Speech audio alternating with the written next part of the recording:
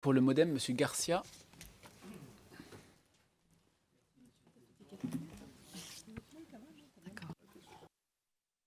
Merci, Monsieur le Président.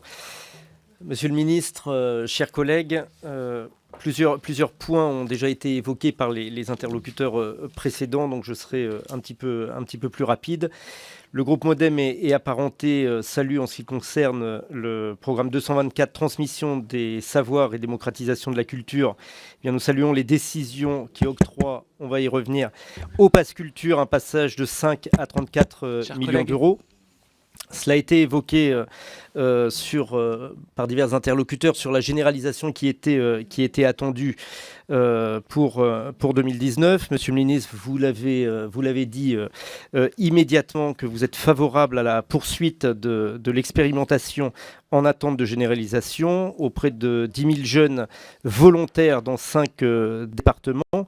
Mais au-delà de cela, pour un budget de 500 millions d'euros au moment de la généralisation, vous aviez évoqué, en tout cas il avait été évoqué, 80% par le secteur privé et l'interlocutrice précédente vous a demandé une précision et je vous demande la même. Est-ce que vous avez déjà des partenaires privés qui sont prêts à se mettre autour de la table pour prendre leur part à ce beau projet? D'un autre côté, votre prédécesseur, Madame Nyssen, avait lancé un vaste plan de démocratisation et d'accès à la culture pour les publics les plus défavorisés. Cette politique sera-t-elle poursuivie? Et si vous avez une précision, sur quels moyens? Concernant le programme 175, les patrimoines, nous saluons le soutien à la protection du patrimoine à 456 millions d'euros en autorisation d'engagement et 331 millions d'euros en crédit de paiement, avec une augmentation de 15 millions d'euros pour le fonds d'aide au patrimoine des collectivités territoriales à faibles ressources. Et pourriez-vous préciser, concernant le renforcement de 15 millions d'euros sur les autorisations d'engagement et les crédits de paiement que j'évoquais, ces 15 millions affectés au fonds en faveur du patrimoine des petites communes de moins de 10 000 habitants, y aura-t-il, préciserez-vous, des modalités spécifiques pour lesquelles ces communes seront éligibles?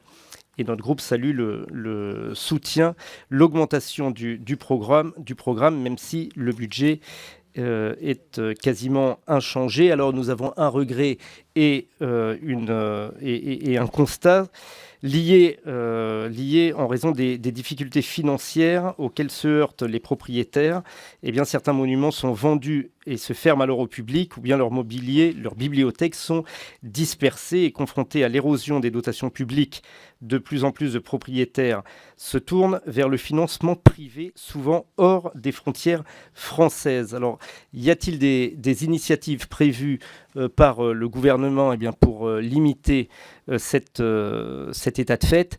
Et d'autre part, afin de limiter, en tout cas pour pallier ou démontrer son attention pour le désengagement financier des régions et des départements, avez-vous des pistes privilégiées, monsieur le ministre, pour également aider les collectivités à réhabiliter leur patrimoine? Nous estimons également qu'il est nécessaire de permettre à la loi Aillagon de prendre une nouvelle ampleur et de s'adapter aux nouvelles formes d'engagement, sans toutefois supprimer la loi Aillagon, bien sûr, mais en tout cas en l'aménagement.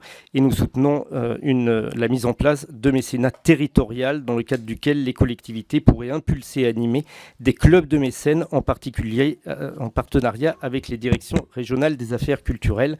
Je conclus par la création, avec des crédits confortés par ce budget, avec une volonté de préserver les moyens avec le dispositif Fonds PEPS. Et le groupe MoDem et apparenté votera les crédits de la mission culture. Je vous remercie. Merci, Monsieur Garcia. Monsieur Bournazel, pour le groupe UDI.